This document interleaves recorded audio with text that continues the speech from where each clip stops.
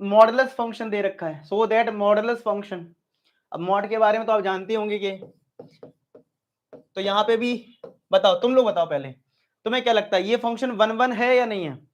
तुम्हें क्या लगता है ये फंक्शन 1 1 है या नहीं है? बताइए,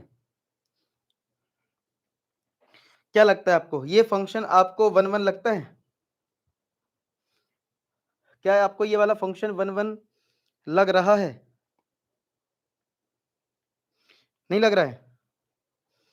तो आपको ये वाला फंक्शन 1 1 क्यों नहीं लग रहा है पता है? आपको ये फंक्शन 1 1 इसलिए नहीं लग रहा है क्योंकि आपने पढ़ रखा है कि f माइनस 1 की वैल्यू वो भी +1 होती है, और अगर मैं f1 फाइंड आउट करूं तो 1 का मॉड भी +1 होता है, यानी -1 का भी मॉड +1 और +1 का भी मॉड +1। तो वही सेम लैंग्वेज लिख दो, since -1 and +1 have same images,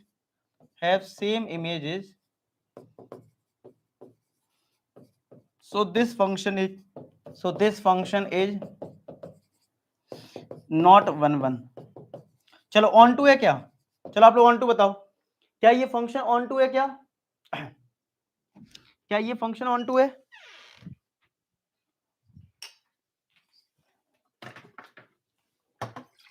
क्या ये फंक्शन ऑन टू है?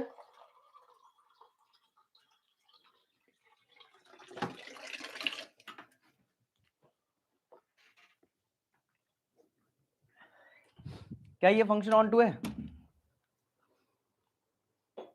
ओके, नहीं है। क्यों नहीं है पता है?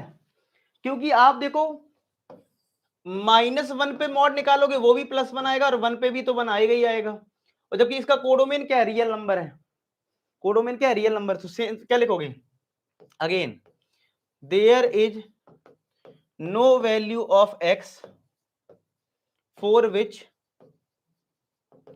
f(x) बराबर -1, यानी कि हमारे पास x की कोई वैल्यू नहीं है जिस पे रिजल्ट -1 आ जाए, क्योंकि रिजल्ट हमेशा पॉजिटिव आएगा। तो कोई वैल्यू नहीं है x की जिस पे आपको रिजल्ट क्या मिले, माइनस में मिले, ठीक है। There is no value of x for which f(x) बराबर -1।